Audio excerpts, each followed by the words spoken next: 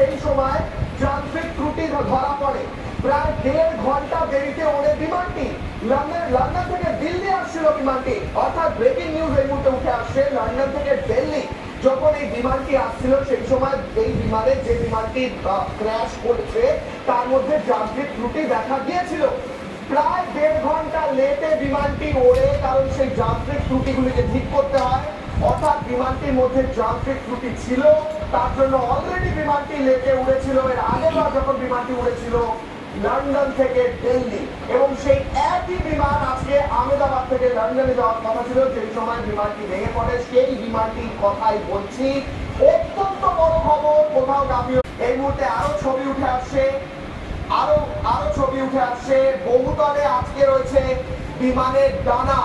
বিমানের ডানা এবং অন্যান্য অংশ একটি বহুতলের মধ্যে ঢুকে গিয়েছে, এবং যন্ত্রাংশ এবং অন্যান্য এবং চাকা সম্ভবত একটি বহুতলের মধ্যে ঢুকে আছে। কিছু অংশ গাছের ওপর, এবং ব্লাস্ট করার পরে, বিস্ফোরণ হওয়ার পরে বিমানটি টুকরো টুকরো হয়ে যায়। সেই টুকরো অংশগুলো এদিক ওদিক ছড়িয়ে ছিটিয়ে পড়ে এবং এতটাই তীব্রভাবে আঘাত করে বিল্ডিং গুলোতে যে বিল্ডিং গুলো ক্র্যাক হয়ে ভেঙে গিয়ে বিল্ডিং এর ভেতর ঢুকে যায়। ইম্প্যাক্টটা এতটা জোরে হয়েছে যে সেই বিল্ডিং গুলোর মধ্যে ক্র্যাক হয়ে যায়, ফাটল ধরে যায়, বিল্ডিং গুলো ধ্বংস হয়ে যায় অনেকগুলো, এবং দাউ দাউ করে আগুন জ্বলতে থাকে।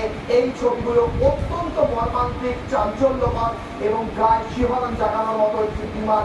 সেই যাত্রীগুলোর কথা আমরা ভাবছি, যাত্রীদের কথা আমরা ভাবছি যারা ভিতরে ছিলেন, তাদের জন্য আমাদের প্রার্থনা রয়েছে। আমরা প্রতি মুহূর্তে প্রার্থনা করছি তাদের জন্য, তাদের পরিবারের জন্য, কিন্তু তাদের সেই ভয়ঙ্কর অভিজ্ঞতা যেই মুহূর্তে বিমানটি ভেঙে পড়ছে ভাবলেও প্রায় শিহরণ দিচ্ছে। বিমানটি টুকরো টুকরো হয়ে যায়, বিমানের বিভিন্ন অংশ এদিক ওদিক ছড়িয়ে ছিটিয়ে পড়ে রয়েছে, আমরা দেখতে পাচ্ছি। এইবার ছড়িয়ে ছিটিয়ে রয়েছে যাত্রীদের জিনিস। সেই ছবিটা দেখাচ্ছি কিশোরগঞ্জ অভিমানে 10 নম্বর ভিডিও, পরপর ভিডিও আমরা মার্ক আউট করে নাম্বারিং করে দেখাচ্ছি। এই দেখুন লাগেজ, যে লাগেজ গুলো আমরা যখন বিমানে যাত্রা করি আমরা নিজেদের লাগেজ জমা দিয়ে দিই, সেই লাগেজ চলে যায় বিমানের যেখানে লাগেজ কম্পার্টমেন্ট সেখানে রাখা থাকে। সেই লাগেজ গুলোর বেশ কিছু লাগেজ বের করে আনা হচ্ছে।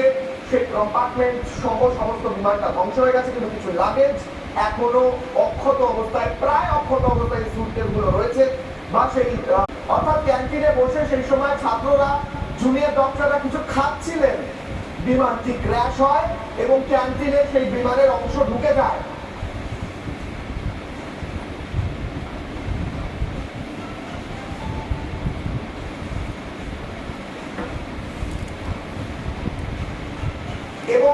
এবং সেই ছবি দেখাচ্ছি যেখানে ক্যান্টিনের ভেতরে বিমানের অংশ ঢুকে গিয়েছে এবং